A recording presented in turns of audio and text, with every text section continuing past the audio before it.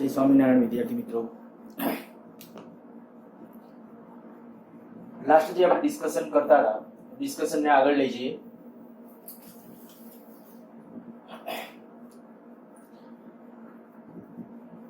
બાયોસાવરનો નિયમ અને એમ્પિયરનો સર્કિટલ નિયમ, આનું ડિસ્કશન આપણે કરેલું હતું. બાયોસાવરના નિયમનું જે ગાણિતિક સ્વરૂપ હતું, બાયોસાવરના નિયમનું ગાણિતિક સ્વરૂપ dB સદિશ બરાબર μ0/4 પાઈ આઈડીએલ સદિશ ક્રોસ r સદિશ છેદમાં r ક્યુબ. આ પરિણામો બધા ખાસ યાદ રાખવાના છે અને યાદ રહેવા જોઈએ. તો આ શેના માટેનું છે? ચુંબકીય ક્ષેત્ર શોધવા માટે. ક્યારે ચુંબકીય ક્ષેત્ર મળે? સ્થાયી વિદ્યુત પ્રવાહ વિતરણ હોય ત્યારે. અને પછી સંમિત વિદ્યુત પ્રવાહ વિતરણ હોય તો આનો એક ખાસ સ્વરૂપ એટલે સર્કિટલ નિયમ. અને સર્કિટલ નિયમનું આપણું કઈક સ્વરૂપ હતું ક્લોઝ ઇન્ટિગ્રેશન B.dl બરાબર μ0 I. આ કઈક આપણે એના બે સ્વરૂપોનું ટૂંકમાં આપણે ડિસ્કશન કરી ગયા હતા.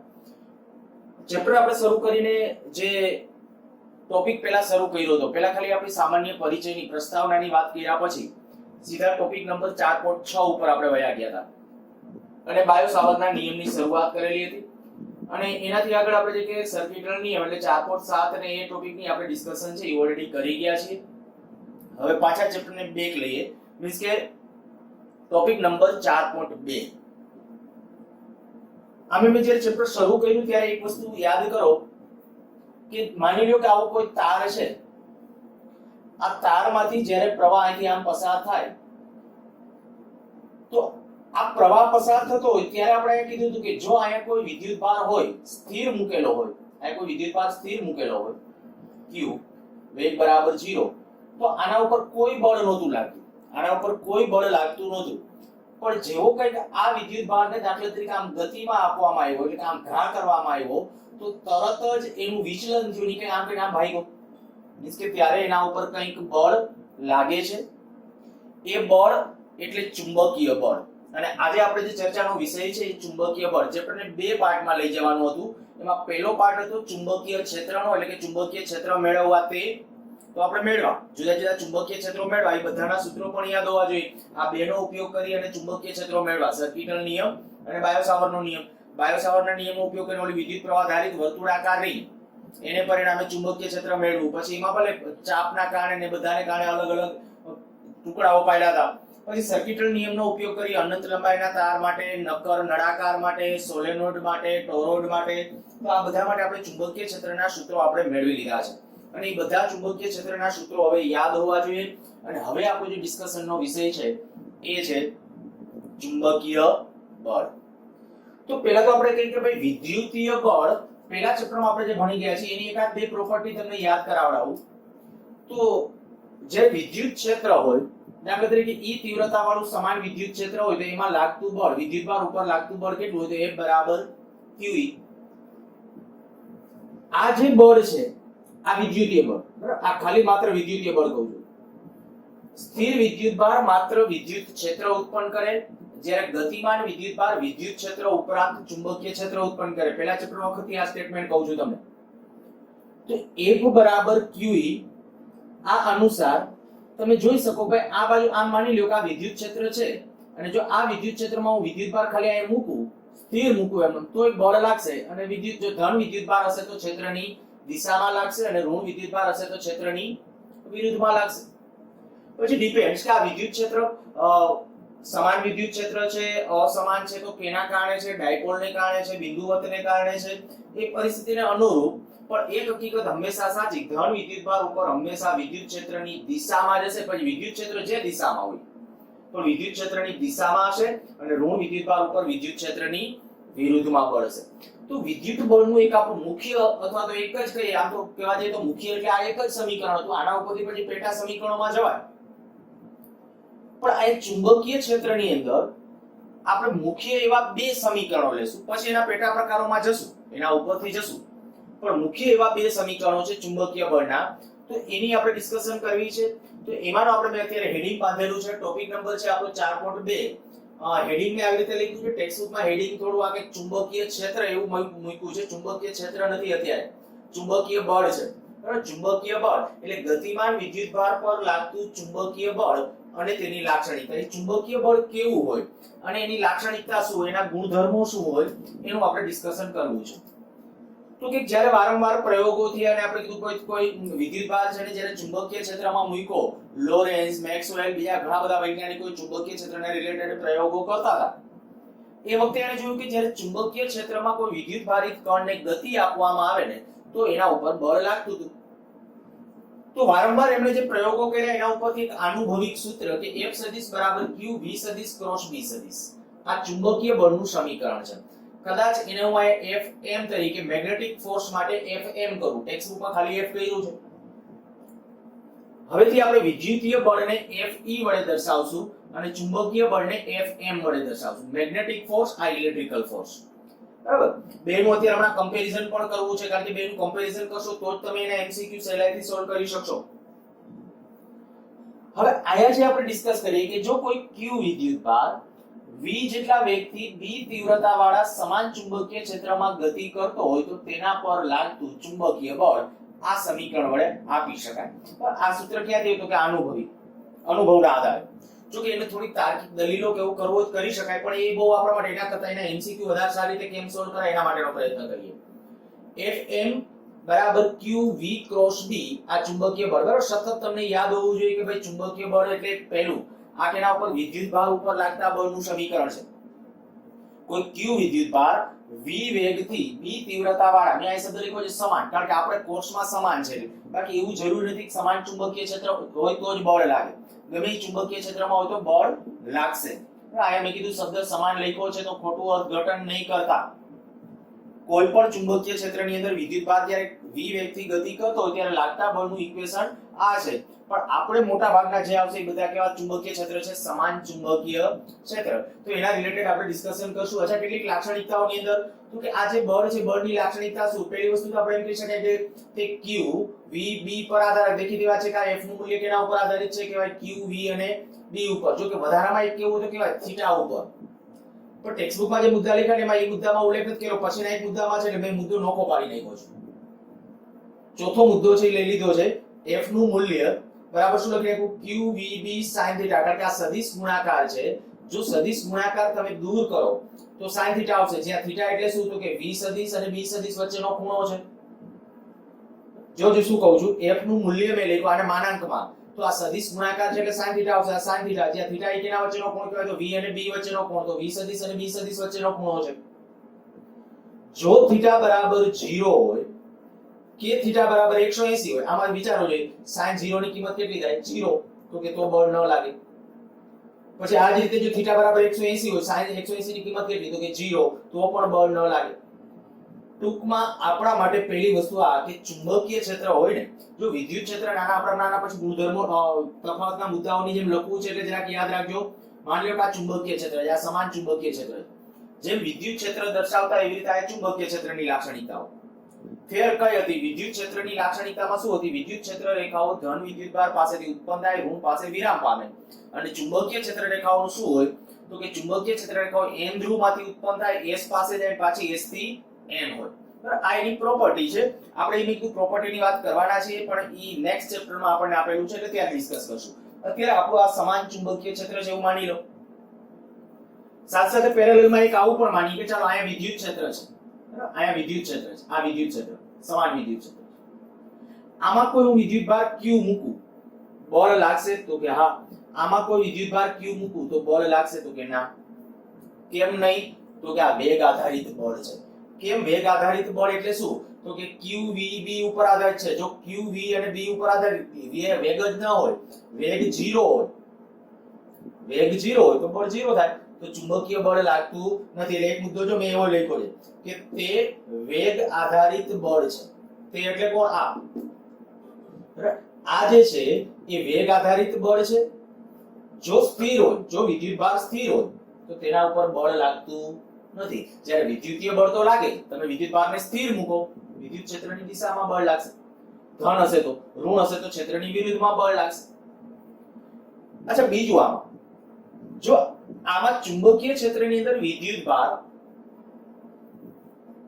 આમ દાખલ થાય માની લો આપણે હવે સ્થિર નહીં ઘા કર્યો ચુંબકીય ક્ષેત્રની અંદર વિદ્યુતભારને આમ ઘા કર્યો તો વેગ સદિશ કેમનો થયો વિચારો જોઈએ તો કે વેગ સદિશ આ બાજુ થયો v સદિશ અને b સદિશ વચ્ચેનો ખૂણો કેટલાનો 0 તો v અને b વચ્ચેનો કોણ 0 હોય તો પણ બળ 0 ખાસ યાદ રાખજો MCQ અને ગુજકેટમાં ને એમાં આવા લેવલના પ્રશ્નો બધા પૂછાતા હોય છે પણ આ બધા મેં કીધું કન્સેપ્ટ છે કન્સેપ્ટ જેટલા સારી રીતે સમજો એટલે આ લાક્ષણિકતાઓ ખાલી યાદ છે ટેક્સ્ટ બુકમાં લખી દે તો વાંચી શકો બરાબર મેં ખાલી થોડું ટૂંકી રીતે લખી દીધી છે બીજું કંઈ નહીં ખાસ બધા કન્સેપ્ટ સમજો કે ભાઈ કેવી રીતે આ બધા મુદ્દા આવડવા જોઈએ કે FM નો આધાર કેના ઉપર છે QV B ઉપર એક વસ્તુ આ કહી દીધી જો કે વધારામાં થીટા ઉપર કોણ છે થીટા બરાબર 0 હોય કે 180 હોય તો બળ લાગતું નથી अच्छा चुंबकीय क्षेत्રમાં બળ ક્યારે મહત્તમ હોય તો કે ચુંબકીય ક્ષેત્રની અંદર જો વિદ્યુતભારિત કણ લંબ રૂપે દાખલ થાય તો sin θ નું મૂલ્ય મહત્તમ થાય થીટા જ્યારે 90 હશે ત્યારે બળ મહત્તમ થાય અને ત્યારે આપણે કહી શકાય કે વધુમાં વધુ બળ છે ત્યારે લાગતું હશે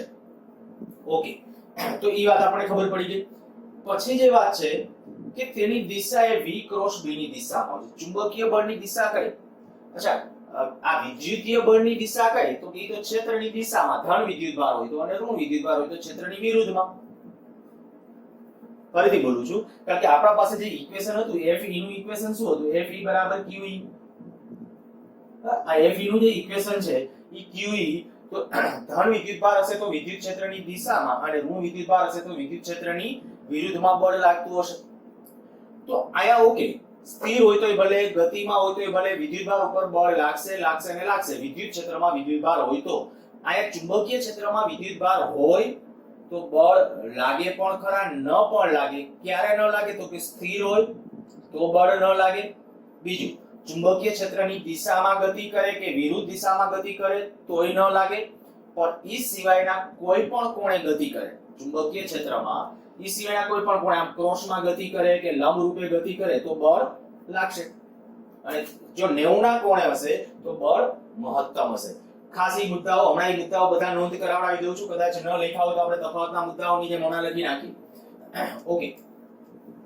બીજો એક જુઓ તેની દિશા એ v ક્રોસ b ની દિશામાં હોય છે આ દિશા પર બધા ફરજ કારણ કે આખા ચેપ્ટરનો આધાર છે ને એક વખત તમને ચુંબકીય ક્ષેત્રના સમીકરણોની આવડી ગયા ને પછી આમાં દિશામાં મોટા ભાગે ભૂલ કરે વિદ્યાર્થી દિશા નક્કી કરવા માટે તો હું તમને એમ કહું માની લ્યો કે વેગ સદિશ છે એ આ બાજુ છે ચુંબકીય ક્ષેત્ર આમ છે b સદિશ ક્રોસ વડે દર્શાવું છું ચુંબકીય ક્ષેત્ર અંદર તરફ છે વેગ સદિશ આ તરફ છે બળ કેમનું લાગશે તો v ક્રોસ b ની દિશા કારણ આપણે કહી શકીએ કે ભાઈ fm ની દિશા કઈ હશે v અને b થી બનતા સમતલને લંબ જમણા હાથના સ્ક્રૂના નિયમ પ્રમાણે વિચારો વેગ સદિશ કેમનો છે તો કે વેગ સદિશ આ બાજુ છે બરાબર વેગ સદિશ આ બાજુ છે b સદિશ કેમનો છે તો કે અંદર જતી દિશામાં આ b સદિશ આ v ક્રોસ b એટલે આ સમતલ આમ બનશે સમતલ આ રીતે આમ બન્યું આ સમતલને લંબ રૂપે સ્ક્રૂ રાખો સ્ક્રૂને કેમનો ફેરવશો v થી b તરફ તો v આમ હતું b આમ છે સ્ક્રૂ આમ બરાબર આ અત્યારે આપણા માટે કહું તો આને આમ તમારી સામે લઈ લો તો આ રીતે આમ ફરશે સ્ક્રૂ વિષમ ઘડી આ રીતે આમ સ્ક્રૂ ફરશે અને જો સ્ક્રૂ આમ ફરે છે સ્ક્રૂ બારે આવે એનો અર્થ કે દિશા આમ થઈ આયા દિશા આમ થઈ તો આયા હોય તો દિશા ઉપર તરફ થશે તો એનો અર્થ કે આયા જે ચુંબકીય બળ હશે એ ચુંબકીય બળની દિશા ઉપર તરફ હશે જોઈ લો હજી એકવાર વિચારી લ્યો અચ્છા આના માટે એક તમને ટૂંકું કહો આપણે જમણા હાથના પંજાનો નિયમ હું જનરલી આ રીતે શીખવાડું છું તમને સહેલું પડશે પંજાનો નિયમ હવે આમ નહીં આ રીતે આ કઈ નથી કરવાનું એ તાર માટે રિંગ માટે આ ઓકે એમાં વધારે એને ઈ જ રીતે કરવાનું તાર માટે રિંગ માટે આ મુઠ્ઠી વાળીને બરાબર પણ અહીંયા જ્યારે વાત છે તો જમણા હાથના પંજાનો નિયમ બળ માટે પંજાનો નિયમ કહું છું શું કરવાનું તો કે જમણા હાથના પંજાને એવી રીતે પાથરો અથવા પસારો આંગળીઓ ચુંબકીય ક્ષેત્રની દિશામાં હોય આંગળીઓ ચુંબકીય ક્ષેત્રની દિશામાં તો આંગળીઓ ચુંબકીય ક્ષેત્ર કેમનું છે અંદર તો આંગળીઓને આમ રાખો અંગૂઠો વેગ સદિશની દિશામાં હોય તો અંગૂઠો વેગ સદિશ જોવો જોઈએ આપણો વેગ સદિશ આમ હતો તો મેં અત્યારે આમ તમે જોઈ શકો છો આંગળીઓ ચુંબકીય ક્ષેત્રની દિશામાં અંગૂઠો વેગ સદિશની દિશામાં તો હથેળીમાંથી બહાર આવતો લંબ એ હંમેશા ધન વિદ્યુતભાર પર લાગતા બળની દિશા આપશે હું બોલું છું ધન વિદ્યુતભાર પર લાગતા બળની દિશા આપશે ઋણ વિદ્યુતભાર ઉપર એનાથી વિરુદ્ધમાં બળ લાગે બરાબર આવડી જાય એવું છે જો પેલા હું આન્સર આપું એની પહેલા વિચારી જો ક્વેશ્ચન પૂછું છું દાખલા તરીકે માની લ્યો કે ભાઈ ચુંબકીય ક્ષેત્ર છે ને ડોટ વડે છે, આ ચુંબકીય ક્ષેત્ર, અને વેગ સદિશ છે એ આ તરફ છે. બોલો તમારી રીતે નક્કી કરો. ચાલો ફટાફટ પહેલા નક્કી કરી રાખો કઈ દિશા આવશે. v ક્રોસ b ની દિશા. જો આયા ચુંબકીય ક્ષેત્ર કેમનું છે તો કે બારે. ચુંબકીય ક્ષેત્ર આમ આપણે હથેળીને પસારવાની હતી તો આમ, અંગૂઠાને કેમનો લઈ જવાનો તો અંગૂઠાને વેગ સદિશની દિશામાં. વેગ સદિશ આમ છે તો અંગૂઠો આમ, તો આમ હથેળીમાંથી બહાર આવતો લંબ એટલે આમ આવશે. તો ચુંબકીય બળની દિશા થઈ ગઈ આપણા પાસે આમ. એટલે ચુંબકીય બળ Fm એ હંમેશા ધ્યાન રાખજો કે આ ત્રણેય પરસ્પર લંબ જો એ તો હવે સદિશ ગુણાકાર આપણે 11th માં ભણી ગયા છે કે v b અને f, v b અને f ત્રણેય પરસ્પર લંબ જ થાય. સોરી, આની દિશા આ બેને લંબ. મેં ભૂલ કરી, હું ફરીથી બોલું છું. Fm ની દિશા એ v અને b થી બનતા સમતલ. આ બે લંબ હોય એવું જરૂર નથી, આ બે લંબ હોય એવું જરૂરી નથી, પણ આ બે થી જે સમતલ બનશે ને એને લંબ રૂપે Fm હશે. હા, પ્રકાશના કિસ્સામાં આવું હશે, આપણે ભણશું પછી. પ્રકાશનો વેગ હશે ને ત્યારે આ ત્રણેય લંબ હશે, ત્યારે ત્રણેય લંબ હશે. પણ પ્રેક્ટિકલી વ્યવહારમાં જ્યારે વિદ્યુત ભારોની વાત છે ત્યારે આ બે થી બનતા સમતલને લંબ એ આની દિશા હશે. ચાલો હજી એક આપું છું, ઝડપથી વિચારો તમારી રીતે. માની લો કે ભાઈ વેગ સદિશ છે એ આ બાજુ છે અને ચુંબકીય ક્ષેત્ર છે આ તરફ છે. ચાલો નક્કી કરો. વેગ સદિશ છે એ આ તરફ છે, ચુંબકીય ક્ષેત્ર આમ છે. શું કરશો તો કે આ રીતે આપણે આમ ઉભા રહી જઈએ, આંગળીઓને પહેલા આ રીતે આમ રાખી દેવાની છે આ દિશામાં. અંગૂઠો જોવો જોઈએ બરાબર સેટિંગ થઈ જાય છે આ બાજુ, એટલે કે આપણે નક્કી કર્યું છે આ બાજુ, તો આ બાજુ એટલે તરત કહી શકો આમ બળ લાગશે અંદર તરફ. તો બ્લેકબોર્ડના સમતલને લંબ રૂપે બળની આયા જે દિશા આવશે એ બળ આવશે ક્રોસ વડે. આ મેં દર્શાવી દીધું છે Fm. તો ખાસ ચુંબકીય ક્ષેત્રની દિશા માટે મિસ્ટેક કરતા નહીં, બરાબર? આ દિશાઓ 3-4 દિશાઓ છે, તમે નોટ્સમાં લખજો જ. પછી ભલે તમારાથી બીજી કોઈ દિશા તમારી રીતે નક્કી કરવી હોય તો છૂટ, એટલે વધારાના સદિશો ધારીને આડાઅવળા. પણ આ 3-4 મેં કીધું સદિશો ખાસ લખજો, દિશા કઈ છે. તો જો લાક્ષણિકતાની વાત આવે એક સારો ક્વેશ્ચન, પણ પ્રમાણમાં ઠીક ઠીક એવો સારો ક્વેશ્ચન ગણાય કે ભાઈ ગતિમાન વિદ્યુતભાર પર લાગતા ચુંબકીય બળનું સમીકરણ લખો અને તેની લાક્ષણિકતાઓ જણાવો અથવા એના ગુણધર્મો જણાવો. તો ત્યારે તમે શું કહેશો તો પહેલા આપણે બળનું સમીકરણ લખીને પહેલા મુદ્દાની અંદર કહેશું ભાઈ આ જે છે એ કેના ઉપર આધારિત છે? ત્રણેય ઉપર, q v અને b ઉપર છે. અને એમાં જે ધન વિદ્યુતભાર હોય એને ઋણ વિદ્યુતભાર ઉપર પરસ્પર વિરુદ્ધ બળ લાગે. ધન વિદ્યુતભાર ઉપર કેમનું કીધું તો પંજાના નિયમ પ્રમાણે હથેળીમાંથી બહાર આવતું હોય એનું, તો એની વિરુદ્ધમાં આવશે એ ઋણ વિદ્યુતભાર ઉપર. મેં પહેલા મુદ્દામાં ઉમેરી દીધું છે ઋણ અને ધન વિદ્યુતભાર પર લાગતા બળો કેવા હશે? પરસ્પર વિરુદ્ધ દિશામાં હોય છે. પછી બીજું લખ્યું તે વેગ આધારિત બળ છે. ખબર પડી ગઈ વેગ ન હોય તો બળ લાગતું નથી. પણ તેની દિશા કઈ હોય તે અને થીટા ઉપર કેવી રીતે આધારિત છે તે. તો આ થઈ ગઈ તેની લાક્ષણિકતા. અને હવે આપણે લઈ લઈએ એના તફાવતના મુદ્દાની જેમ. એ ખાસ આપણે MCQ સોલ્વ કરવા માટે કામ આવશે, એટલે એ કન્ડિશન ધ્યાન રાખજો. અચ્છા, સાથે સાથે હું આની સાથે એક ચર્ચા કરી દઉં, પછી આપણે MCQ ની ચર્ચામાં જઈએ.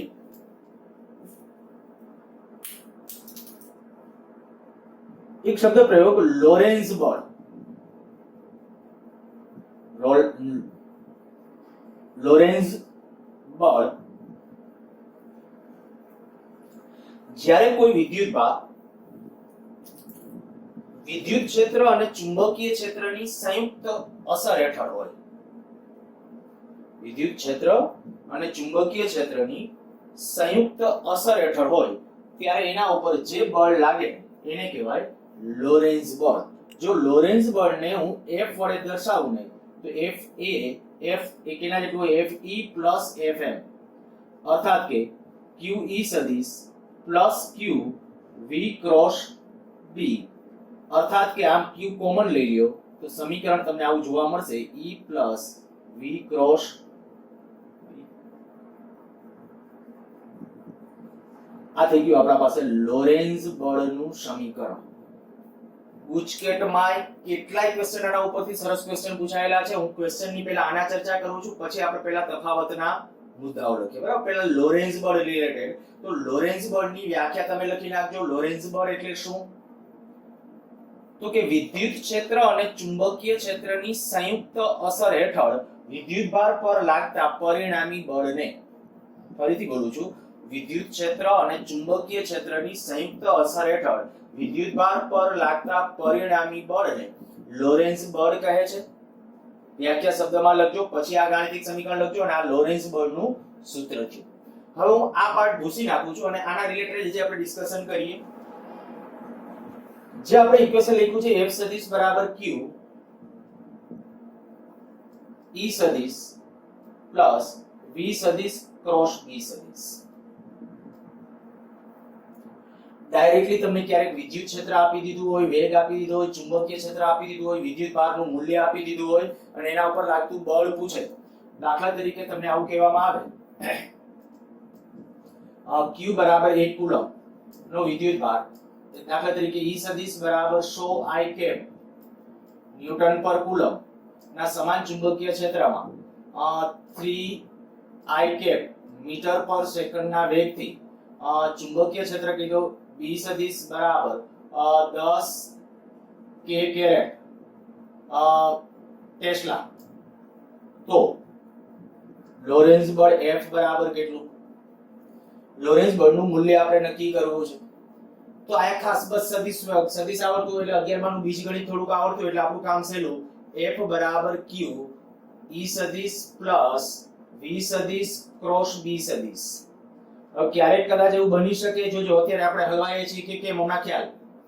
પેલું આયા આવું વિચારો કે ભાઈ આ જે Q વિદ્યુત ભાર છે, આ Q વિદ્યુત ભારનું મૂલ્ય કેટલું હતું? 1 કુલમ. તો લખી નાખીએ 1 કુલમ. વિદ્યુત ક્ષેત્ર E સદિશ કેટલું? 100 I કેપ પ્લસ વેગ v સદિશ કેટલો? તો કે વેગ v સદિશ એટલે 3 I cap cross 10 k cap.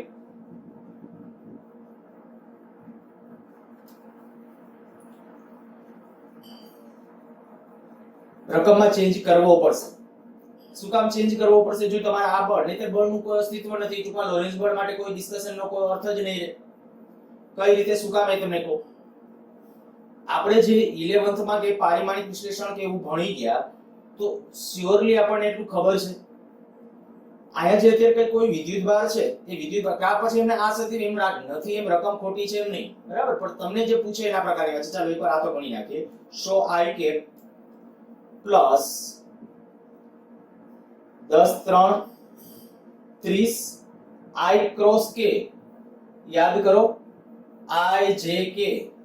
I cross j હોય તો k થાય, I ક્રોસ k હોય તો શું થાય? માઈનસ છે. એટલે આ ખરેખર આવશે માઈનસ j કે. તો આનો અર્થ એવો થઈ ગયો કે ભાઈ આ 100 I cap minus 30 j cap આટલું બળ આ વિદ્યુત ભાર ઉપર લાગશે. અચ્છા, એનું મૂલ્ય કેટલું? તો કે મૂલ્ય જો જોઈતું હોય તો વર્ગમૂળમાં 100 નો વર્ગ વત્તા માઈનસ 30 નો વર્ગ, જે સાદુરૂપ આવે એ લખી નાખજો. એટલે આટલા ન્યૂટનનું બળ આવે.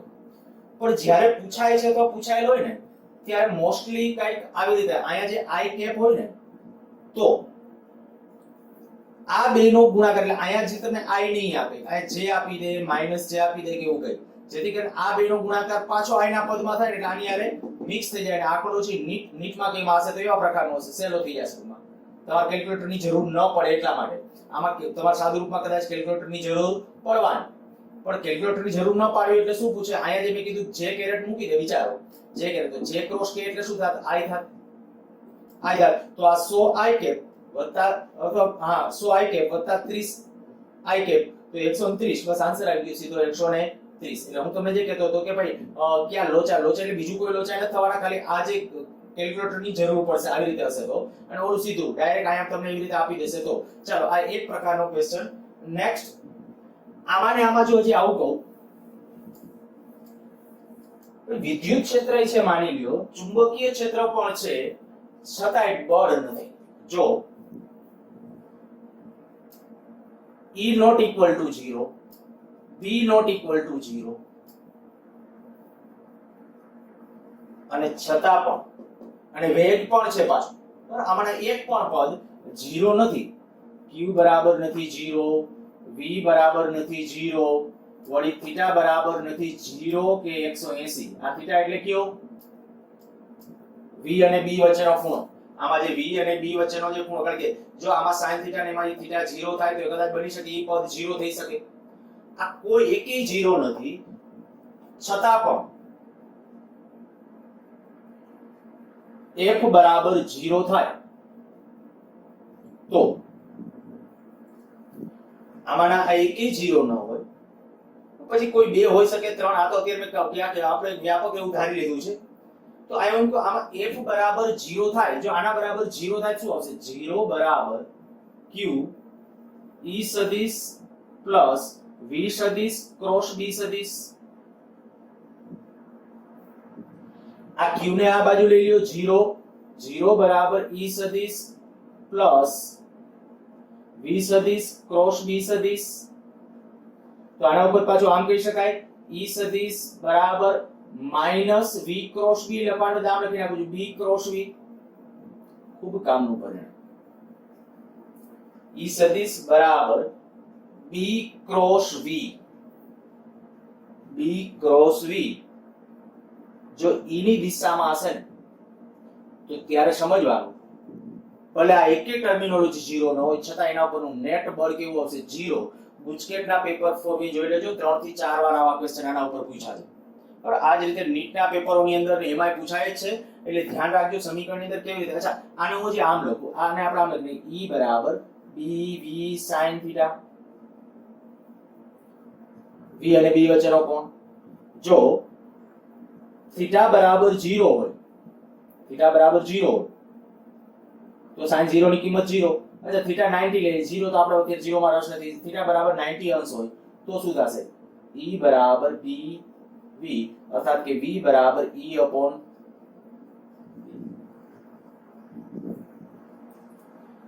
જો આયા જો વિદ્યુત ભાર, વિદ્યુત ક્ષેત્ર અને ચુંબકીય ક્ષેત્રની સંયુક્ત અસર હેઠળ માં હેડિંગ આવ બાંધી દો એટલે તમે લખો ત્યારે ખ્યાલ આવે. જો વિદ્યુત ભાર, વિદ્યુત ક્ષેત્ર અને ચુંબકીય ક્ષેત્ર ની અસર હેઠળ વિચલન ન અનુભવે, વિચલન ન અનુભવે. વિદ્યુત ક્ષેત્ર હોય, ચુંબકીય ક્ષેત્ર હોય અને છતાંય વિદ્યુત ભારિત કણનું વિચલન ન થાય, એની ગતિની દિશા ન બદલે, એ એઝ ઇટ ઇઝ જે ચાલુ છે બરાબર એ દિશામાં જ એમનેમ ગતિ કરતો રહે, તો કઈ કઈ પોસિબિલિટી હોય ને એની પોસિબિલિટીમાંની એક પોસિબિલિટી અત્યારે ડિસ્કશન કરું છું. પહેલા આપણે કહી દીધું કે આ f બરાબર 0, f બરાબર 0 લીધું એટલે એક શક્યતા. જો અસર હેઠળ વિચલન ન અનુભવે તો પહેલી શક્યતા એક આ થઈ ગઈ. અચ્છા, એ વખતે હું આમે કહી શકું આના ઉપરથી કે E છે એ B ને લંબ હશે, એવી રીતે E છે એ V ને પણ લંબ હશે. પછી B અને V એ લંબ હોવા જરૂરી નથી, આ જરૂરી નથી, આ જરૂરી છે.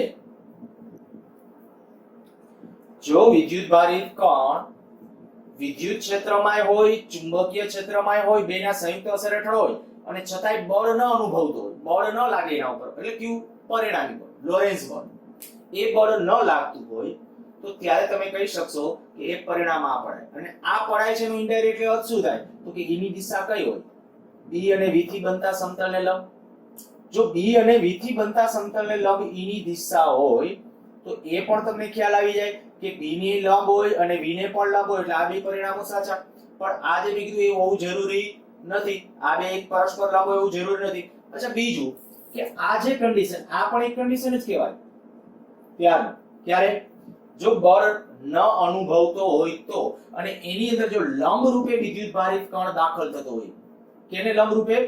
B અને V વચ્ચેનો ખૂણો 90, મીન્સ કે ચુંબકીય ક્ષેત્ર જેમનું હોય ને એને લંબ રૂપે વિદ્યુત ભારિત કણ દાખલ થાય ને તો ત્યારે આપણે કહી શકીએ કે ભાઈ ત્યારે એના ઉપર આ કન્ડિશન કે આ હોઈ શકે. જો આવું મૂલ્ય થાય તો B V અને sin θ એ ત્રણેયનો ગુણાકાર આ E જેટલો થાય, અર્થાત કે આવું થઈ ગયું. જો આ શરત પડાય ને તો પણ વેગનું મૂલ્ય એટલે કે વિદ્યુત ભારિત કણ છે ને એ જ્યારે ચુંબકીય ક્ષેત્રમાં એન્ટર થશે, ચુંબકીય ક્ષેત્રની અંદર એન્ટર થશે લંબ રૂપે, ત્યારે E અને B ના મૂલ્યના ગુણોત્તર જેટલો વેગનું મૂલ્ય હોય ને હોઈ શકે, એટલે હોય તો ત્યારે એવી કન્ડિશન વખતે એ બળ ન પણ અનુભવતો હોય. હું એમ બોલું છું ન પણ અનુભવતો હોય. એ આ એક વેગવાળી કન્ડિશન સંતોષાની, પણ પાછી આ ખરેખર શરત આ તો પડાવવી જોઈએ કે કેના વચ્ચેનો ખૂણો 90 નો. આ બધી શરતો પડાય છે પછીની આ બધી વાત થઈ, ખાલી આ મૂલ્ય એનું અગત્યનું નથી. કારણ કે તમે આ સમજી શકો છો E ને B લંબ ન હોય, તમે એમ કહો E નું મૂલ્ય અને B નું મૂલ્ય, ચાલો E નું મૂલ્ય માની લો કે 10 ન્યૂટન પર કુલમ છે, B નું મૂલ્ય 1 ટેસ્લા છે, તો એ બેનો ગુણોત્તર લઈને વેગ આવ્યો 10, તો 10 મીટર પર સેકન્ડના વેગથી એમાં ગતિ કરે તો કે એમ બળ 0 ન થાય. બળ ક્યારે 0 થાય? સાથે આ કન્ડિશનો પડાવી જોઈએ. તો લગભગ પૂછાયેલો એક ક્વેશ્ચન નીટની અંદર ત્યારે આવું કીધું હતું કે વિદ્યુત ભારિત કણ વિદ્યુત ક્ષેત્ર અને ચુંબકીય ક્ષેત્રની સંયુક્ત અસર હેઠળ વિદ્યુત ચુંબકીય બળ અનુભવતો નથી. અને આ વિચલન ન અનુભવે એને બદલે એમ કહી શકે કે વિદ્યુત ચુંબકીય બળ, આનું સંયુક્ત નામ આપણે કેવું ને, આપણે જે સમીકરણ લખીએ આ વિદ્યુત બળ કહેવાય QE, અને QV ક્રોસ B Q બળ છે ચુંબકીય બળ, એટલે સંયુક્ત નામ શું? વિદ્યુત ચુંબકીય બળ. હું ફરીથી બોલું છું, લોરેન્સ બળનું બીજું નામ શું? વિદ્યુત ચુંબકીય બળ. બરાબર, આ વિદ્યુત બળ છે, આ ચુંબકીય બળ છે, એટલે વિદ્યુત ચુંબકીય બળ. તો આ તમને એમ કહી શકે કે જો વિદ્યુત ભાર વિદ્યુત ક્ષેત્ર અને ચુંબકીય ક્ષેત્રની સંયુક્ત અસર હેઠળ વિચલન ન અનુભવે અથવા વિદ્યુત ચુંબકીય બળ અનુભવતો નથી, તો ત્યારે આ કન્ડિશનનું પાલન થવી જોઈએ. અને હજી હું આના રિલેટેડ જો એક ડિસ્કશનની વાત કરું કે E સદિશ બરાબર B ક્રોસ V, ચાલો આવો ક્વેશ્ચન પૂછું, વિચારો. હું તમને એવું કહેતો ભાઈ એક ચુંબકીય ક્ષેત્ર છે, દાખલા તરીકે આ દિશામાં છે, વિદ્યુત ભારિત કણ છે એ આમ દાખલ થાય છે V વેગથી લંબ રૂપે, આ કોઈ Q વિદ્યુત ભાર V વેગથી આમ દાખલ થાય છે, એનો વેગ સદિશ મેં આપ્યો છે. હવે તમને એમ કહો કે આ વિદ્યુત ભારિત કણ વિચલન અનુભવતો નથી, તો વિદ્યુત ક્ષેત્ર કઈ દિશામાં હશે? વિચારો, મારી પહેલા તમે વિચારી રાખો. ચાલો અહીંયા જો ચુંબકીય ક્ષેત્ર આમ આપ્યું છે મેં, વિદ્યુત ભારિત કણ લંબ રૂપે આમ ગતિ કરે, પણ છતાં એના ઉપર વિદ્યુત ચુંબકીય બળ લાગતું નથી, અને જો વિદ્યુત ચુંબકીય બળ ન લાગતું હોય તો વિદ્યુત ક્ષેત્ર કઈ દિશામાં હશે?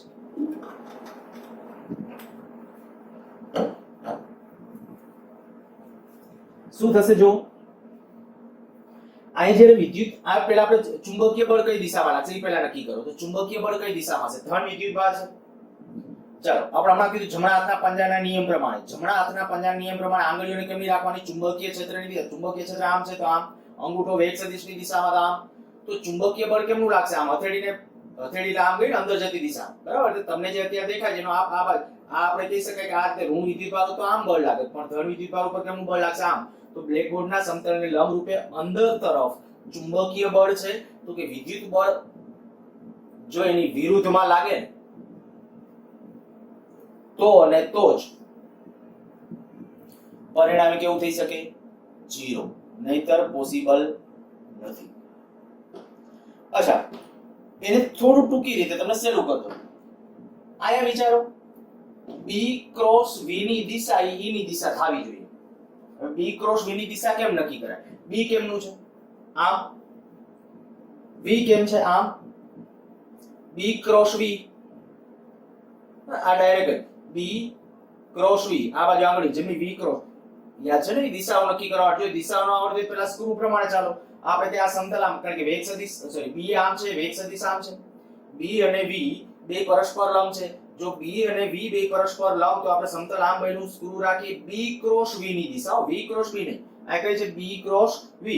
તો B આમ છે, V આમ છે, એટલે એની દિશા, એટલે આ દિશા આમ સ્ક્રૂ આમ કરશે વિષમગળી, અને સ્ક્રૂ વિષમગળી એટલે બારે. તો આનો અર્થ કે જો વિદ્યુત ક્ષેત્ર આમ હોય ને બારે તરફ, અહીં આપણે કહી શકીએ વિદ્યુત ક્ષેત્ર E છે એ આ તરફ હોવું જોઈએ, એટલે હવે આના ઉપરનું બળ શૂન્ય થઈ શકે, થશે જ એમ નહીં, કારણ કે મૂલ્યો ડિપેન્ડ કરે. મૂલ્ય પાછા આ સંબંધ પર આવવા જોઈએ. મૂલ્ય માટે BV sin θ માં θ 90 છે, તો આ સંબંધ પર આવવો જોઈએ કે એનો વેગ સદિશ છે કેના જેટલો હોવો જોઈએ? E બાય B ના ગુણોત્તર જેટલો હોવો જોઈએ. તો અને આ તો દિશા થઈ કે ડિરેક્શન આવી હોવી જોઈએ, પ્લસમાં મૂલ્યનો સંબંધ. જો θ 90 હોય તો આ, ન હોય θ 90 તો આ સંબંધ પર આવવો જોઈએ મૂલ્ય માટે. એટલે તમને એમ કે જો કોઈ વિદ્યુત ભારિત કણ વિદ્યુત ક્ષેત્ર અને ચુંબકીય ક્ષેત્રની અસર હેઠળ બળ નથી અનુભવતો ને, તો એક પરિસ્થિતિ આ દિશા માટે આ કહી શકાય, ટૂંકમાં આ સમીકરણનું પાલન થવું જોઈએ. એટલે દિશા આવી ગઈ, મૂલ્ય, કારણ કે આ મૂલ્ય ઇનડાયરેક્ટલી આ થઈ ગયું, અને દિશા માટે B ક્રોસ V ની દિશા તો આ થઈ ગઈ. આ પ્રકારના ક્વેશ્ચન છે એ ખાસ કન્સિડર કરવાના છે. હજી ચાલો એકાદો એમનો ક્વેશ્ચન તમને કહી દઉં. આપણે આવી રીતે રકમ બનાવીએ, નોર્થ સાઉથ ઈસ્ટ વેસ્ટ, આ નોર્થ, સાઉથ, ઈસ્ટ, વેસ્ટ. તમને આમ કહી દેવામાં આવે છે કે ભાઈ ચુંબકીય ક્ષેત્ર દક્ષિણથી ઉત્તર તરફ છે. ચુંબકીય ક્ષેત્ર દક્ષિણથી ઉત્તર તરફ છે. એક ધન વિદ્યુત ભારને મુક્ત કરવામાં આવે તો તેના પર કોઈ બળ લાગતું નથી, વિદ્યુત ચુંબકીય બળ લાગતું નથી, તો વિદ્યુત ક્ષેત્ર ત્યારે કઈ દિશામાં હશે? બીજા આ ગુરુત્વાકર્ષી બળ કે કાંઈ સમજવાનું? ચુંબકીય બળની જ વાત કરીએ, ગુરુત્વાકર્ષી બળને કન્સિડર નહીં કરતા. તો નોર્થ, સાઉથ, ઈસ્ટ, વેસ્ટ. તો નોર્થ આમ, સાઉથ આ બાજુ છે, ચુંબકીય ક્ષેત્ર કેમનું થયું? આ બાજુ આમ થયું ને, એટલે આમ થયું. એટલે અહીંયા બ્લેકબોર્ડમાં આવો વળી આમનું વિચારતા, ખરેખર આ બધી હોરિઝોન્ટલ સમતલમાં ડિરેક્શન હોય. એ તો તમને ખબર પડી. હું અત્યારે આમ ઊભો છું તો આ બાજુ પૂર્વ, આમ પશ્ચિમ, બરાબર. મારી સામે જે છે ઉત્તર, પાછળ તરફ બેક તરફ જે હશે એ સાઉથ હશે. તો ચુંબકીય ક્ષેત્ર કેમનું કહું છું? આમ છે રિયલમાં. ચુંબકીય ક્ષેત્ર કેમનું છે? દક્ષિણથી ઉત્તર તરફ આમ છે. અને વિદ્યુત ભારિત કણ આમ આવ્યો, જોજો લંબ રૂપે આવ્યો કહેવાય કે નહીં? મુક્ત આપણે કરીએ છીએ, આમ પડતો મૂકીએ છીએ તો આમ ગતિ કરે. વિદ્યુત ભારિત કણ જો આમ ગતિ એટલે કે ઘા કરવામાં આવે છે એવું કદાચ વિચારી લ્યો, મુક્ત કરવામાં આવે છે, એના કરતા ચાલો એવું કરીએ કે એને અધો દિશામાં ફેંકવામાં આવે છે. અધો દિશામાં આમ ફેંકો તો બળ કેમનું લાગશે? તો કે બળ, ચુંબકીય બળ કેમનું લાગશે? તો ચુંબકીય ક્ષેત્ર આમ, વેગ સદિશ આમ. જોજો ડિરેક્શન બધી, નહીતર લોચા જ થશે, મગજ ક્યાંક ચક્રાવે ચડી જશે. ચુંબકીય ક્ષેત્ર આ દિશામાં છે, વેગ સદિશ નીચે તરફ છે, તો ચુંબકીય બળ આમ લાગશે. તો વિદ્યુત બળ કેમનું લાગવું જોઈએ? તો કે વિદ્યુત બળ આમ લાગવું જોઈએ. ધન વિદ્યુત ભાર ઉપર વિદ્યુતીય બળ આમ લાગવું જોઈએ. તો આમ ક્યારે લાગે? તો વિદ્યુત ક્ષેત્ર આમ હોય તો, બરાબર. આ તરફ વિદ્યુત ક્ષેત્ર હશે તો, ફરીથી બોલું છું, ચુંબકીય ક્ષેત્ર કેમનું છે? આ તરફ. વેગ સદિશ કેમનો છે? ઉપર તરફ. વિદ્યુત ચુંબકીય બળ કેમનું? તો કે વિદ્યુત ચુંબકીય બળ, અચ્છા સોરી, હું અહીંયા ચડી ગયો, અહીંની આપણે ડિસ્કશન કરીએ છીએ. એટલે અહીંયા જે વાત છે સાઉથ નોર્થ, તો ચુંબકીય ક્ષેત્રની જે વાત છે, ચુંબકીય ક્ષેત્ર એટલે આપણે કહી શકીએ કે આ રીતે આમ છે. ચુંબકીય ક્ષેત્ર આ દિશામાં, વિદ્યુત ભારિત કણ છે એ આમ ગતિ કરે છે. હું આ બાજુથી જ્યારે જોઉં છું ત્યારે B ક્રોસ V, B આમ છે, V ની દિશા નીચે થઈ, તો ચુંબકીય બળ કેમનું લાગશે? આ બાજુ. જો ચુંબકીય બળ આમ લાગે તો વિદ્યુત બળ આ બાજુ લાગવું જોઈએ. હવે ધન વિદ્યુત ભાર છે તો આમ ક્યારે લાગે? તો કે આપણા માટે કન્ડિશન આ થઈ કે વિદ્યુત ક્ષેત્ર આ દિશામાં હોય તો જ. એટલે વિદ્યુત ક્ષેત્ર કઈ દિશામાં હોવું જોઈએ? વેસ્ટ તરફ. તો આવા પ્રશ્નો પૂછાય છે. પણ હવે મેં કીધું એને તમારે ટૂંકી રીતે સહેલાઈથી આમ ઝડપથી નક્કી કરવું હોય તો કે ઝડપથી નક્કી કરવું હોય તો સીધું આ બધા આ રીતે હેરાન થાય નોર્થ સાઉથ, એના કરતા સીધું B ક્રોસ V ની દિશા નક્કી કરો. E ની દિશા. B કેમનું? તો કે B આપણા માટે કેમનું છે જોવો જોઈએ. B આપણા માટે આ રીતે આમ હતું ને, B આમ, B ક્રોસ V ની દિશા કહું છું, B ક્રોસ B નહીં, B ક્રોસ V. તો B આ બાજુ, વેગ સદિશ આ બાજુ, બરાબર. B આમ, V આમ. તો જમણા હાથનો સ્ક્રૂ રાખી આ સમતલ આમ બન્યું. B આમ હતો, જો હું ફરીથી, આ B આ બાજુ છે, વેગ સદિશ આમ છે, આ બાજુ આપણે કીધું વેગ, સમતલ આમ બનશે. જો સમતલ આ બાજુ આમ બને છે આ રીતે આમ, આ મેં કીધું B છે, તમને કદાચ એટલે આમ નહીં દેખાતો હોય તો આ B આ બાજુ, વેગ સદિશ આમ, સમતલ આમ બન્યું. આ સમતલને લંબરૂપે સ્ક્રૂ રાખી, સ્ક્રૂને કેમનું ફેરવવાનો? B થી V તરફ આમ સ્ક્રૂ ફરશે, B થી V તરફ સ્ક્રૂ આમ ફરે એટલે આમ આવે આ બાજુ. જો એ બાજુ આવે તો આપણે E ની દિશા આવી ગઈ ડાયરેક્ટ. જે રીતે નક્કી કરો એ પ્રમાણે, પણ મેં તમને સહેલું અને ટૂંકું શીખવાડેલું છે, થોડી બુદ્ધિ દોડાવજો. બાકી આ રીતે લાંબુ કરવું હોય કે પેલા ચુંબકીય બળની દિશા નક્કી કરી નાખો, પછી વિદ્યુત બળની દિશા નક્કી કરો, થાય. પેલા વિદ્યુત બળની દિશા નક્કી કરો, પછી એનાથી વિરુદ્ધમાં ચુંબકીય બળની દિશા પેલા નક્કી કરી નાખો, પછી વિદ્યુત બળની દિશા નક્કી કરો, થાય એ રીતે. પણ મેં કીધું એ પ્રમાણે એવું તમને લાંબુ પડશે. હવે એના કરતા સીધું આ, એટલે જો કોઈ વિદ્યુત ભારિત કણ, જ્યારે તમને આવો શબ્દ પ્રયોગ થાય ને, મોટા ભાગે આ ક્વેશ્ચન આવે ને એટલે સ્ટુડન્ટ ક્વેરી લઈને આવતો હોય છે. પણ હું તમને કહું છું આ વખતે મેં બને ત્યાં સુધી એવો પ્રયત્ન કર્યો છે કે તમારી ક્વેરી તમે જાતે સોલ્વ કરી શકો. પણ મેં કીધું આના રિલેટેડ પ્રશ્નો હજી સોલ્વ કરશો ત્યારે આવો કોઈ પણ શબ્દ આવે ને, શું કે વિદ્યુત ભાર વિદ્યુત ક્ષેત્ર અને ચુંબકીય ક્ષેત્રની અસર હેઠળ વિચલન ન અનુભવે, અથવા વિદ્યુત ચુંબકીય બળ અનુભવતો નથી, કે કોઈ બળ નથી લાગતું, એની ગતિ નથી થતી, આવા કોઈ પણ શબ્દ પ્રયોગો થાય ને તો સમજજો કે કંઈક લોરેન્સ બળનો ક્વેશ્ચન હશે. અને જો એવું હોય તો તરત જ તમારા મનમાં આ આવી જવું જોઈએ કે ઈ ની દિશા કેવી રીતે હોય છે, આ હોવી જોઈએ, એના મૂલ્ય માટેનો સંબંધ આ હોવો જોઈએ, અને આ બધી કન્ડિશનો જો ફૂલફિલ થતી હશે તો ફરજિયાત રીતે બસ હવે તમને ખાલી વેક્ટર બીજગણિત થોડુંક આવડે ને એટલે આપણું કામ ચાલે. તો આ વાત થઈ ગઈ લોરેન્ઝ બળની. ખાલી ટેક્સ્ટબુકમાં તો લોરેન્ઝ બળ એટલે શું ખાલી એટલું જ એમતું આપ્યું છે તો કે લોરેન્ઝ બળનું ખાલી સમીકરણ કે બે બળનું પરિણામી બળ, પણ આપણે ખાસ એના ક્વેશ્ચન લેવાના હતા. નીટ વાળા, ગુજકેટ વાળા બધા બાળકોએ ખાસ આ ટોપિક બધા કરવાના છે. તફાવત લઈ લઈએ. વિદ્યુત ક્ષેત્રમાં આ લખું છું ચુંબકીય ક્ષેત્રમાં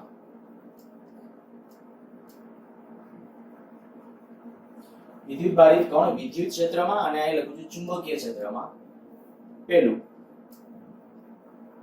મુક્ત કરવામાં આવે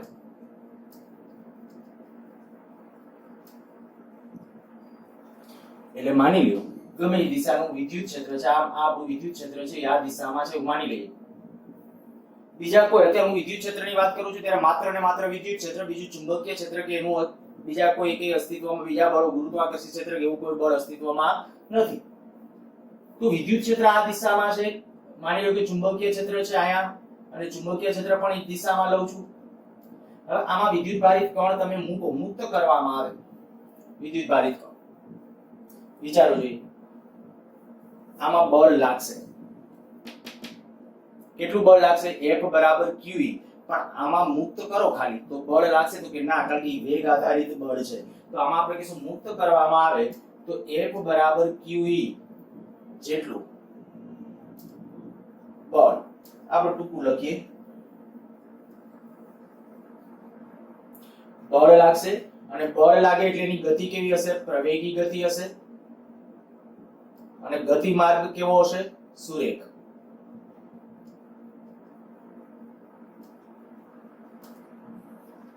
જોજો મેં કીધું હું કેવી રીતે લખું, જેટલું મેક્સિમમ એમસીક્યુ રિલેટેડ કામ થાય ને એવી ટ્રાય કરું છું.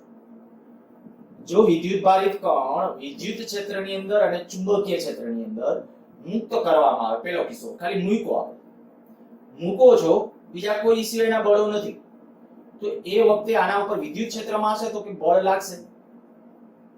બળ લાગે, બળ લાગે એટલે આપણને ખબર છે કોઈ પણ વિદ્યુત ભારિત કણ બળ લાગે એટલે પ્રવેગી ગતિ થાય, અને પ્રવેગી ગતિ થાય પણ આપણને એ પણ ખ્યાલ છે કે અહીંયા વિદ્યુત ક્ષેત્રની દિશામાં બળ લાગશે કાં તો વિરુદ્ધ દિશામાં બળ લાગશે. જો ઋણ હશે તો વિરુદ્ધમાં બળ લાગશે. પણ જેમનો ગતિ કરવા લાગશે, ધન હશે તો આમ વેગ વધતો જશે કારણ કે બળ આમ લાગશે, ઋણ હશે તો વેગ આમ વધતો જશે એટલે આ બાજુ પ્રતિપ્રવેગી ગતિ નો કહેવાય, વેગ વધતો જ જશે. એટલે આપણે કહીએ કે એનો ગતિમાર્ગ કેવો હશે? સુરેખ. અચ્છા, ચુંબકીય ક્ષેત્રની અંદર ચુંબકીય ક્ષેત્રનું ડિસ્કશન આપણે સાથે કરવું છે તો કે બળ ન લાગે, Fm બરાબર 0 અને Fe, Fm બરાબર 0, બળ નહીં લાગે. ગતિ થશે તો કે ના, સ્થિર મૂક્યો છે, સ્થિર રહે.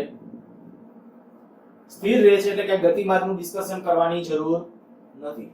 બીજું, થીટા બરાબર 0 અંશના કોણે દાખલ કરવામાં આવે.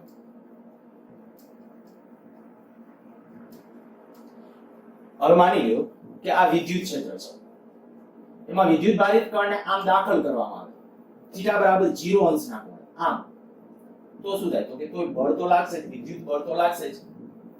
Fe બરાબર QE, બળ લાગશે. ગતિ કેવી હશે? પ્રવેગી કે પ્રતિપ્રવેગી? તો બની શકે ધન વિદ્યુત ભાર હશે તો પ્રવેગી ગતિ. હું આ લખું છું, શબ્દ લખું છું પ્રવેગી, પણ તમને ખબર છે જો પ્રવેગ ઋણ હોય, આમ બે શબ્દો થાય પ્રવેગી, અચાર બે લખી નાખીએ, પ્રવેગી અથવા પ્રતિપ્રવેગી. પ્રવેગી એટલે વેગમાં વધારો થશે. ક્યારે વધારો થશે? જો ધન વિદ્યુત ભાર હશે ને તો ધન વિદ્યુત ભાર ઉપર બળ આમ જ લાગશે, તમે આમ જ ફેંકો છો, આમ જ ફેંકો છે તો વેગ વધતો જશે, વધતો જશે. પણ જો ઋણ વિદ્યુત ભાર હોય ને આમ ફેંકો છે, ઋણ વિદ્યુત ભાર છે અને આ બાજુ ફેંકો છો તો શું થશે? તો કે ઋણ વિદ્યુત ભાર ઉપર બળ તો આમ લાગે, હવે વેગ આમ થયો. જો વેગ અને પ્રવેગ પરસ્પર વિરુદ્ધ હોય એટલે કે વેગ અને બળ પરસ્પર વિરુદ્ધ હોય તો ઝડપમાં ઘટાડો થાય, એવી ગતિને કેવી કહેવાય? પ્રતિપ્રવેગી ગતિ. પણ ગતિમાર્ગ હજી સુરેખ, ગતિમાર્ગ સુરેખ. અચ્છા, અહીંયા તો કે અહીંયા બળ લાગશે, વિચારો જોઈએ આયા ચુંબકીય ક્ષેત્રની અંદર વિદ્યુતભારિતકણને આમ ઘા કરો તો આપણા પાસે સમીકરણ શું છે ચુંબકીય બળનું? ચુંબકીય બળનું સમીકરણ Fm બરાબર q v ક્રોસ b. આ વેગ આધારિત બળ છે. જો વેગ 0 હોય તો બળ ન લાગે એટલે Fm બરાબર 0. તો સ્થિર રહેશે તો કે ના, હવે તો ઘા કર્યો છે તો કે બળ ન લાગે તો સ્થિર હોય સ્થિર, પણ ગતિમાં હોય અચળ વેગે પોતાની ગતિ ચાલુ રાખે. તો અહીંયા આપણે કહીશું અચળ ઝડપથી ગતિ, અચળ ઝડપી ગતિ. ગતિમાર્ગ કેવો તો કે સુરેખ.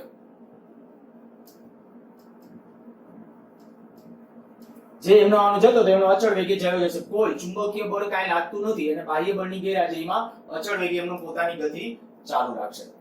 અચ્છા, આવી રીતે જો થીટા બરાબર 180 અંશનો કોણ હોય, 180 અંશના કોણે દાખલ કરવામાં આવે, જો 180 અંશના કોણે દાખલ થશે તો કે તો સેમ વસ્તુ, એટલે કે આ વિદ્યુત ક્ષેત્ર આમ છે, વિદ્યુત ક્ષેત્રની વિરુદ્ધમાં માની લ્યો કે હવે આમ દાખલ કરો, વિદ્યુત ભારિત કણ આમ આવે તો બળ લાગશે તો કે હા, ત્યારે પણ બળ લાગશે. અને કેટલું હશે બળ તો કે આટલું જ. ગતિ કેવી હશે? પ્રવેગી કા પ્રતિપ્રવેગી? પ્રવેગી ક્યારે તો કે જો દિશામાં હશે. અહીં આપણે કહી શકાય કે આ અત્યારે વિદ્યુત ક્ષેત્ર આમ હતું, વિદ્યુત ક્ષેત્ર આમ હતું, ધન વિદ્યુત ભાર આમ ઘા કરું, ધન વિદ્યુત ભાર તો ધન ઉપર તો બળ આમ લાગે, ઘા આમ કર્યો, બેની દિશા તો ધન વિદ્યુત ભારની ગતિ કેવી હોય? પ્રતિપ્રવેગી. પણ ઋણ વિદ્યુત ભાર હશે તો કે ઋણ વિદ્યુત ભારની ગતિ આ બાજુ થાય, કારણ કે બળે આમ લાગશે.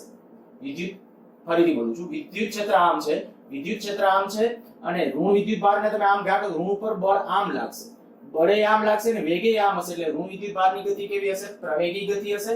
પણ ધન વિદ્યુત ભારની ગતિ કેવી હશે? પ્રતિપ્રવેગી. ગતિ માર્ગ સુરેખ, આ મુદ્દામાં કોઈ ચેન્જ નહીં, બધા એમના. આપણે આ ફેર ક્યાં પડશે તો કે આમાં ધન વિદ્યુત ભારની પ્રવેગી ગતિ હતી, આમાં ઋણ વિદ્યુત ભારની પ્રવેગી, અને આમાં પ્રતિપ્રવેગી કેની હતી? ઋણ વિદ્યુત ભાર પ્રતિપ્રવેગી ગતિ કરે, આમાં ધન વિદ્યુત ભાર પ્રતિપ્રવેગી ગતિ કરે. અચ્છા, આમાં સેમ વસ્તુ, આમાં કોઈ પરિસ્થિતિમાં ફેર ન પડે. બળ 0, અચળ ઝડપી ગતિ, ગતિમાર્ગ સુરેખ, વિચારશો તમને ખ્યાલ આવી જવો જોઈએ. ચોથું, જો થીટા બરાબર 90 અંશના કોણે દાખલ કરવામાં આવે,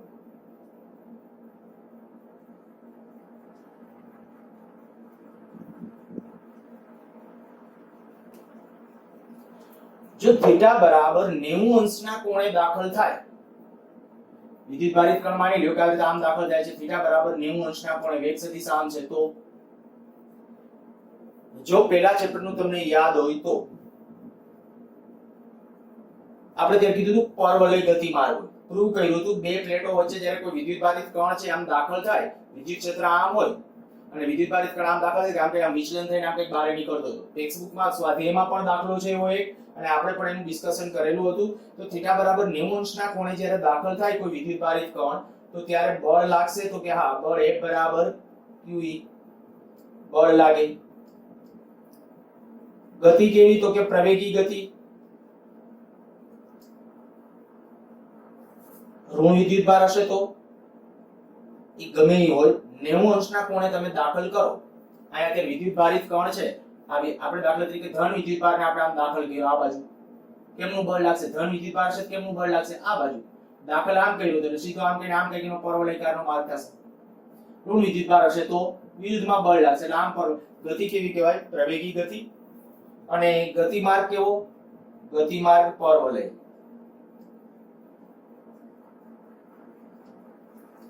અચ્છા, સામે આયા તો કે બળ લાગશે કેટલું?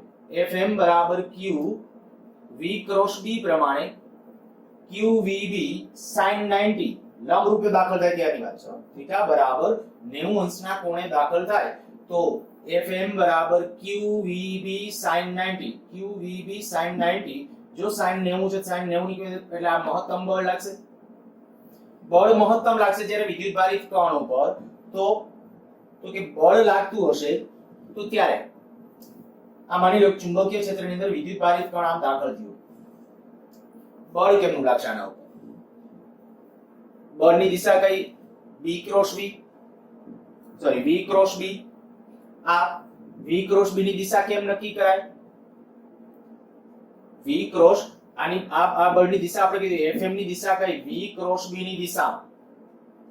બરાબર, તો v ક્રોસ b ની જો દિશા તમારે નક્કી કરવી છે તો v ક્રોસ b ની દિશા ચુંબકીય ક્ષેત્ર આમ છે, વેગ સદિશ આમ છે, એટલે બળ કેમનું અંદર તરફ. આ હથેળીના નિયમ પ્રમાણે. અચ્છા v ક્રોસ d ઓલા સ્ક્રૂના નિયમ પ્રમાણે જાવ તો સ્ક્રૂ આ v આમ છે, b આમ છે, સ્ક્રૂ આમ રાખીને આમ ફેરવશો. v આમ છે, b આ તરફ છે, સ્ક્રૂ રાખીને સ્ક્રૂને આમ ફરશે સમઘડી ઘડિયાળની દિશામાં, પરિણામે અંદર જશે. એ રીતે નથી નક્કી કરવું પંજાનો નિયમ, આંગળીઓને ચુંબકીય ક્ષેત્રની દિશામાં, વેગ સદિશ આમ, તો હથેળી તરફ એટલે બળ આમ લાગશે, તો બળ અંદર તરફ લાગશે. હવે બળ આમ જ લાગશે અને બળની દિશા હંમેશા વેગને લંબ હોય કે નહીં વિચારો. તો આપણે કઈ ગયા હમણાં કે અહીંયા f ની દિશા એ v ની દિશાને હંમેશા લંબ જ હોય. તો યાદ કરો પહેલા સેમેસ્ટર વખતે આપણે ડિસ્કશન કરી ગયા હતા કે જો વેગ અને પ્રવેગ બે પરસ્પર લંબ હોય તો કે નિયમિત વર્તુળમય ગતિ થાય. મીન્સ કે આનો ગતિમાર્ગ વર્તુળાકાર થાય. કેવી રીતે વર્તુળાકાર થશે? ફરીથી એકવાર, જ્યારે ચુંબકીય ક્ષેત્ર છે, જો કે વધારે ડિસ્કશન આનું હવે આવતા લેક્ચર વખતે, કારણ કે આપણે આના ઉપરથી સાયક્લોટ્રોનમાં એમાં જવાનું છે. ચુંબકીય ક્ષેત્ર છે આ દિશામાં છે, વેગ સદિશ આ બાજુ છે, બળ કેનું લાગ્યું? બળ આ બાજુ લાગશે અંદર તરફ. તો હવે વિચારો કે આના ઉપર બળ છે આ દિશામાં છે, વેગ સદિશ આમ હતો, વેગ સદિશ આમ છે, બળ આમ લાગે છે, આમ ગતિમાર્ગ થાય. ચુંબકીય ક્ષેત્રમાં એનો ગતિમાર્ગ કંઈક આ રીતે વર્તુળાકાર ગતિમાર્ગ હશે. તો આપણે કહી શકશું આ બળ લાગશે, પછી ઝડપ તો અચળ જ હશે, અચળ ઝડપી ગતિ, માત્ર વેગની દિશા બદલાય, દિશા બદલાય, નિયમિત વર્તુળમય ગતિ હશે. બરાબર, નિયમિત વર્તુળમય ગતિ હશે અને ગતિમાર્ગ કેવો આવશે? વર્તુળાકાર. અચ્છા, આ સિવાય જ્યારે થીટા બરાબર 90 કે 0 કે 180 સિવાયના બીજા કોઈ પણ કોણે દાખલ થાય તો પણ ડિસ્કશન કરશું. પણ એ માત્ર નીટ અને જી વાળા બાળકો માટે, અત્યારે ગુજકેટ જે લોકો માટે છે એમના માટે આટલું અહીં સુધી રાખીએ. નેક્સ્ટ આવતા લેક્ચર વખતે જે ડિસ્કશન કરશું એના માટે આની પાછી ખાસ જરૂર પડવાની છે આ કન્સેપ્ટની, એટલે અહીંથી શરૂ કરશું, એટલે ખાસ બધા કમ્પ્લીટ કરશું.